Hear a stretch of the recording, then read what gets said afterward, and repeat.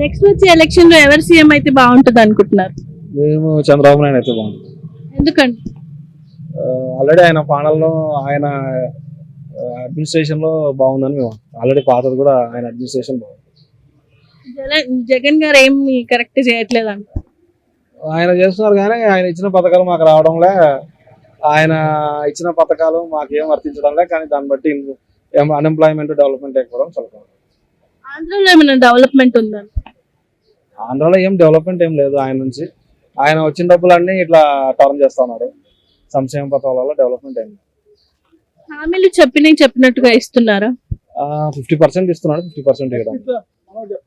Pawan Kalyan and TDP కలిసిపోయింది కదా, so దాని మీద మీ స్పందన ఏంటి?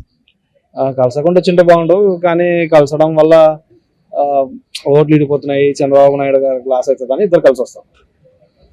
వైసీపీకి టీడీపీకి 175 లో ఎవరికి ఎన్ని సీట్లు వస్తాయి అనుకుంటున్నారు? టీడీపీ 62 to 70, టీడీపీకి అయితే 100 to 110 రావచ్చు.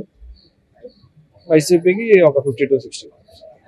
షర్మిల గారు కూడా పోటీ చేస్తున్నారు కదా, సో వీళ్ళిద్దరికి ఏమైనా ఎఫెక్ట్ అవుతుంది అంటారా?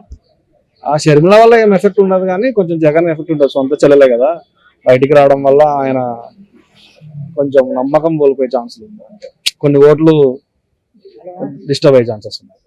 ఇంతకు ముందున్న చంద్రబాబు పాలన బాగుందా, ఇప్పుడున్న గవర్నమెంట్ పాలన బాగుందా? చంద్రబాబు పాలనే బాగా